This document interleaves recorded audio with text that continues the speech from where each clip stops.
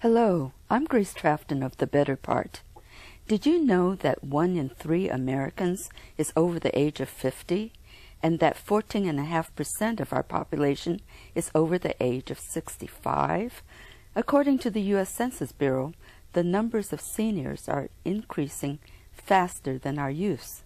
So this might be a good time to explore some of our ever-evolving definitions of retirement, which is being redefined by each generation. Stay tuned.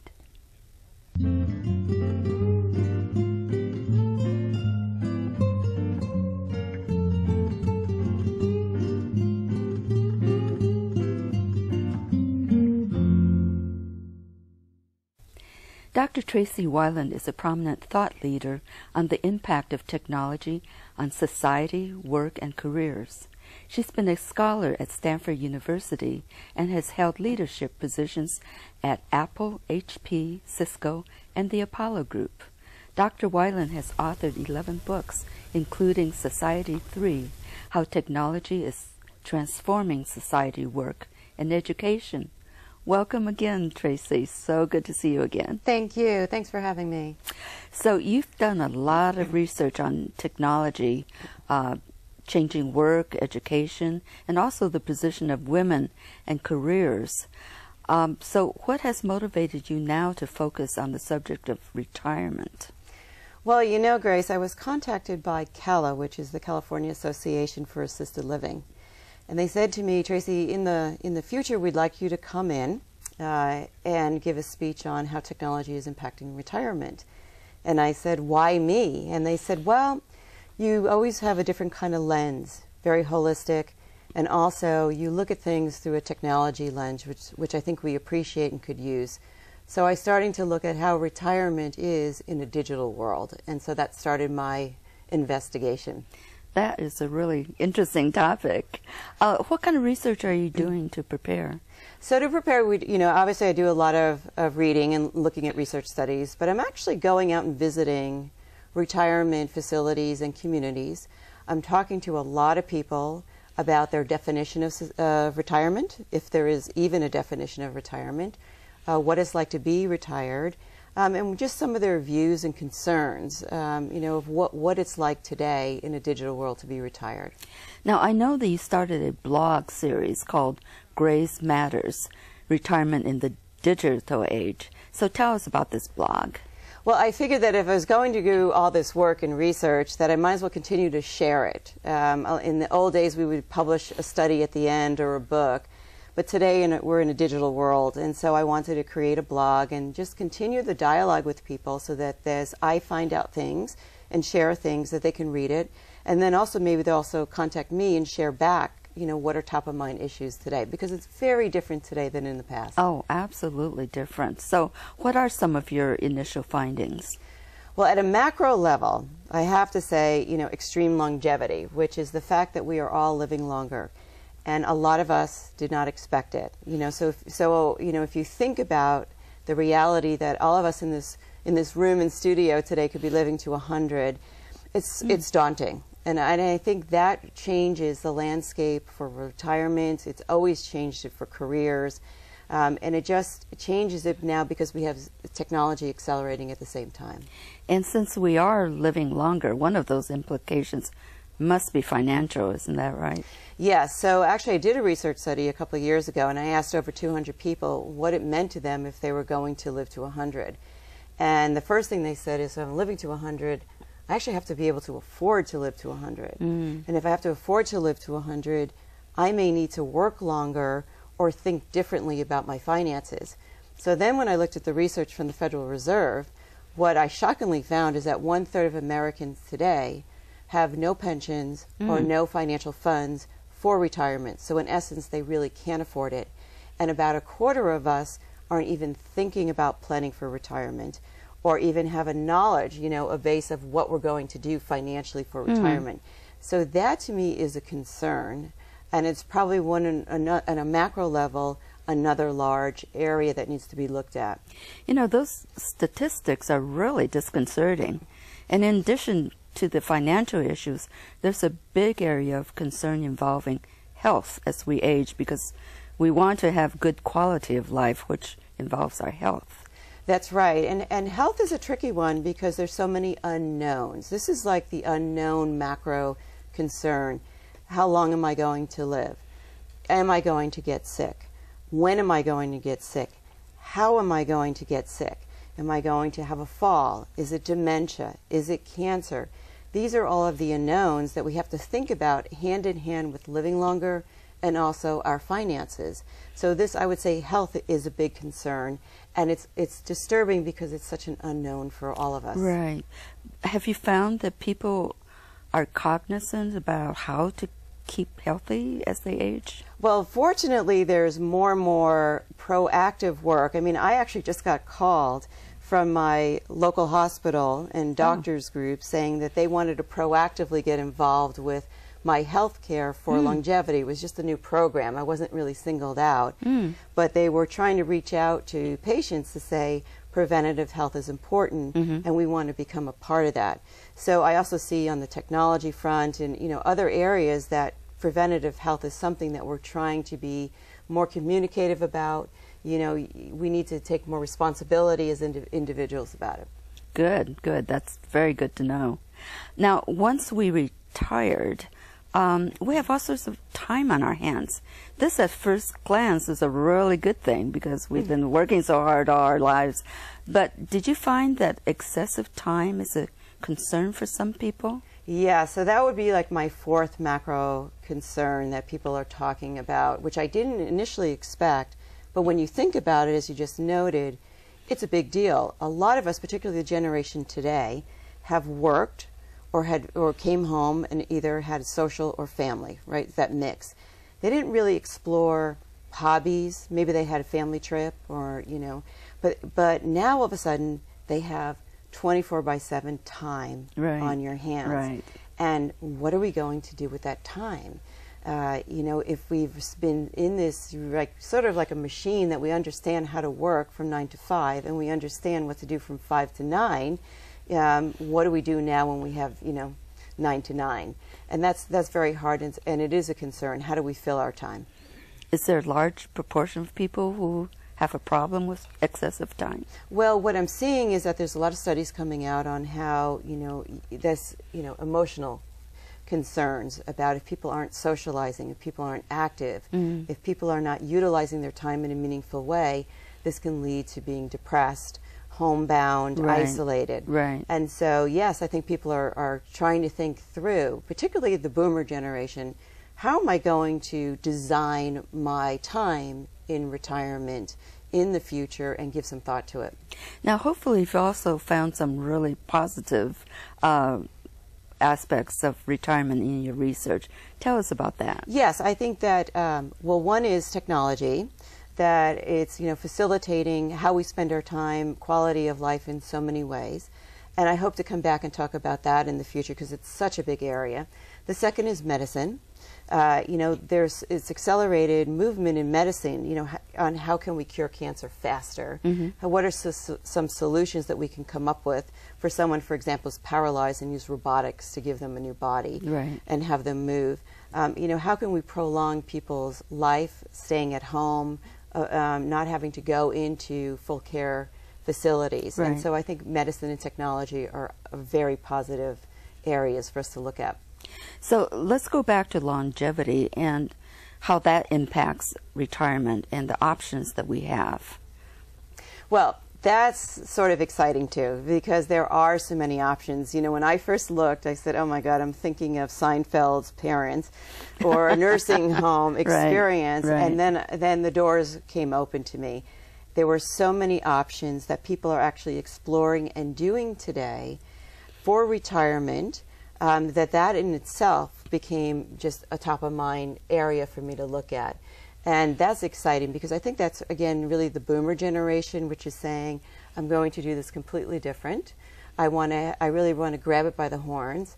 And they're doing some really interesting and exciting things. So what are some of the examples in California? So California is unique, and when I talk to people in the local area, what's top of mind for people who live here is the cost of living, coupled by that we're in a bubble again. In Silicon Valley, technology goes in bubbles like every other industry, and we are in a big bubble right now. So people who are owning homes or have condos and maybe don't have retirement funds are seriously looking at, what should I take advantage of the bubble? Mm-hmm. So one woman said that she's actually a consultant. She's working, but her daughter lives in Oregon, and she's opted to rent out her condo, her one-bedroom condo, for a lot of money, and go live with her daughter and base there as a consultant so that she can start to build up the savings. Another couple told me that they had this house for a long time up in San Carlos, and they're exploring selling it and then moving outside of California to a lower cost place, such as Austin, because there's a lot of technology jobs there. Another woman told me that she was actually going to do a reverse mortgage on her home because she wants to stay at home. And what she's using the money for is really retirement, but also retrofitting her house for the future, which is making wider hallways, making sure the bathroom can be, you know, wheelchair compatible or walker compatible, putting in extra bases and bars, and also looking at the flooring. So really, how can I make my current home retirement proof? Right. And another couple told me that they actually had one house, which was the large one they live in, and then a small one that they rent. They decided, because the large house was in the ideal zip code right now, that they're going to sell that house, use the money for their retirement nest egg, since they didn't really have enough, and then move into the smaller home, almost like their own downsizing. And instead of renting it out, that would be the one that they would move to. So there's a lot of different thought process going on right now in California of what do we do? Should we take advantage of the bubble? Right. Yeah, we're fortunate. Yes. If we're homeowners in California. That's right. Actually, I was reading that real estate companies now are actually proactively also building homes to be more retirement proof. So they're going ahead and making the wider hallways and doing a lot of the things, you know, the zero bench on the, you know, on the showers, you know, so that they can start to think through in advance retirement, so that we don't have to do it. That's good. Very, very good sales angle there. So what are some of the options out there other than staying at home? So, you know, that was to me very fascinating. So the one I read about was, you might remember Betty Davis lived in a hotel for her retirement. Well, sure enough, a lot of people are actually looking at hotels as long-term stays for retirement. And when you read into it, it's you know, you have a room, you get house cleaning, it's somewhat social because there's new people every day, there's restaurants, there's room service, a lot of them have fitness centers, and they're located in interesting cities. And so people, you know, I was reading about people who are actually patching together, either staying at one long-term hotel or actually patching together, moving to different cities and staying in a hotel as part of their retirement experience, because it is like a home, it's just a home on the road. Yeah, you have to be able to afford a hotel, however. Yes, well, some hotels actually have these residential programs now where you can rent, you know, almost buy in like a timeshare, and then rent out your hotel room. They have different hotels that are more, you know, budget conscious, where you can actually arrange a long-term stay. So it's an interesting twist on retirement. that is interesting. So there's some very specific theme retirement communities which aren't for everyone, and, you know, hotel is one of them. What are some of the others? So I think golf. I mean, golf was one of the first types of retirement communities where we would go and live and buy either smaller homes or homes and condos, all focused on a common interest. And I think that's what a lot of retirement communities are looking at. Can we offer shared interest in a common hobby or interest? So golf is a big one. The clubhouse. Some have built-in tennis courts as well, and also swimming pools, and having family nights or social activities such as, you know, dancing or ballroom night or comedy night around the whole community. But the idea is, can we move groups of people into situations that are fun for them, where they can, you know, be together? And golf is one of the first ones. Absolutely, so many golfers around. Now, there are some universities also getting into retirement communities, isn't that right? Yes, so actually I met some retirees who told me that they were connecting to the local universities because learning never stops.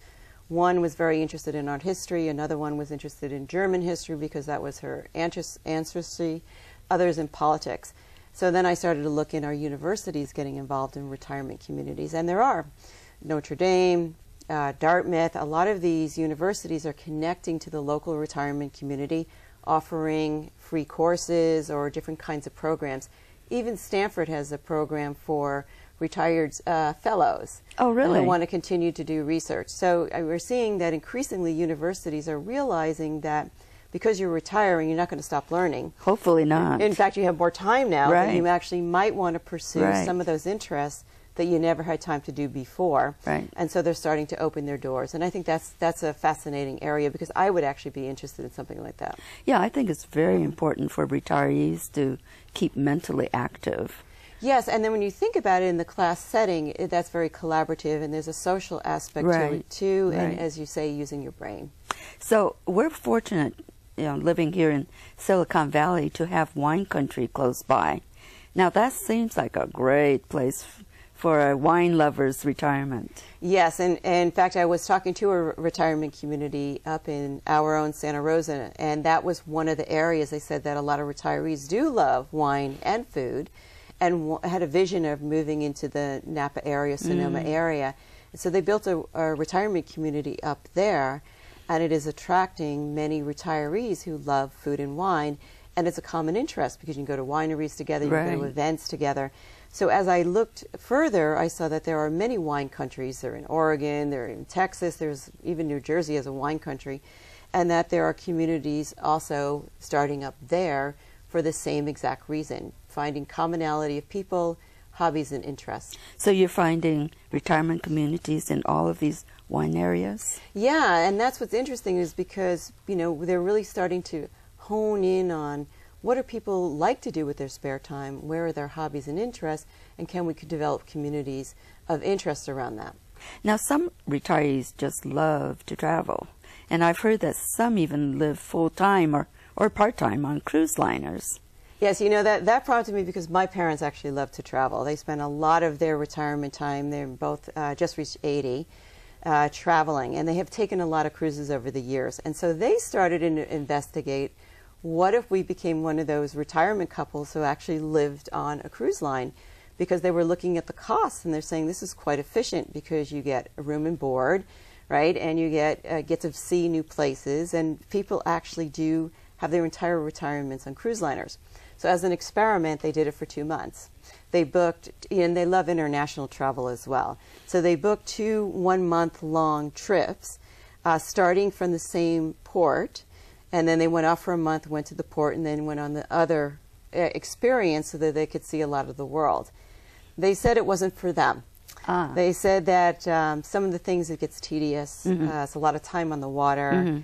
The rooms can all of a sudden feel smaller and smaller. Right. And also you sort of want to just get to dry land. So some of the models that other people have used is, why don't I get an apartment, maybe in a major port like a Miami or San Diego, and then do a lot of cruises. And I met a gentleman who's doing exactly that. He lives down in Southern California, and he takes 7 to 8 long cruises a year, and actually has a community now that they schedule them together as part of their retirement. So it's part land and part on the water. That sounds ideal.